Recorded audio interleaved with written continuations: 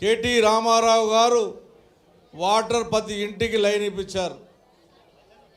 ఆ రోజు గతంలో 99లో 14,000 మందికి పట్టాలు ఇప్పించాను నేనే. దాని తర్వాత ఈరోజు వరకు కూడా వాళ్ళు ఇవ్వలే. కాబట్టి మీ శాసనసభ్యుడు నిన్న నుంచి 5 రోజుల నుంచి ఎన్ని ఇబ్బందులు పెట్టిండో అనిల్ని, అన్ని ఇబ్బందులు పెట్టిండు. మా సతీశ్రావుని అయితే ముందు నుంచి ఇన్ఛార్జ్గా పనిచేస్తూ ఆయన ఇబ్బంది పెట్టిండు. నేను మీకు హామీ ఇస్తున్నా, ఈ తాటాపుల చప్పుళ్లకు టీఆర్ఎస్ పార్టీ కార్యకర్తలు భయపడరు. అది కేసీఆర్ సైనికుల మనం. మా కార్యకర్తల తెరవస్తున్నారు.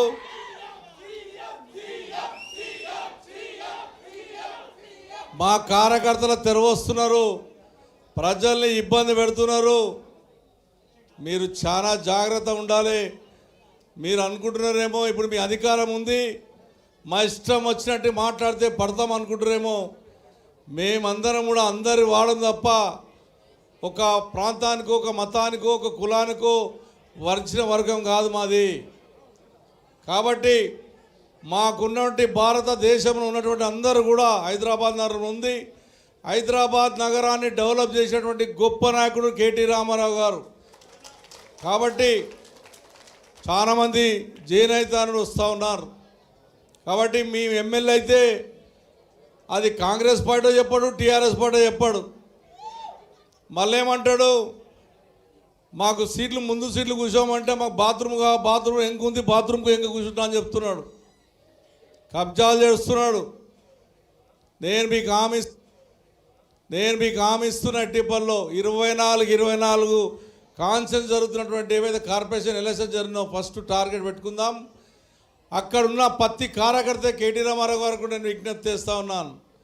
ఎవరైతే కష్టపడ్డారో పార్టీలకు గెలుస్తారనుకున్న వాళ్ళకి మీరు టికెట్లు ఇవ్వండి. గెలిపించే బాధ్యత ఖచ్చితంగా అక్కడున్న ప్రజలు తీసుకుంటారు. ఎందుకంటే మీరు హైదరాబాద్ నగరాన్ని చేసేంత డెవలప్మెంట్లో శివలింగంపల్లి డెవలప్మెంట్ చాలా బ్రహ్మాండంగా డెవలప్మెంట్ చేశారు.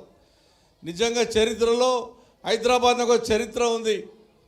ఎప్పుడు కూడా 3 పార్టీలలో మేయర్ అవుతుండే, ఒక్కసారి మేయర్ ఎప్పుడు కాలే. నీ నాయకత్వంలో 150 సీట్లలో 99 సీట్లు వచ్చిన చరిత్ర అది కేటీ రామారావు నాయకత్వంలో కార్పొరేషన్లో గెలిచాం. అన్నా మేము 3 చేయని, 4 చేయని, 5 చేయని, మా ముక్కలు చేయని ప్రజలు ఖచ్చితంగా కేటీ రామారావు గారు కేసీఆర్ నాయకత్వం అడుగుతూ ఉన్నారు. ఖచ్చితంగా ప్రజలు ఏకపక్షంగా ఉన్నారు.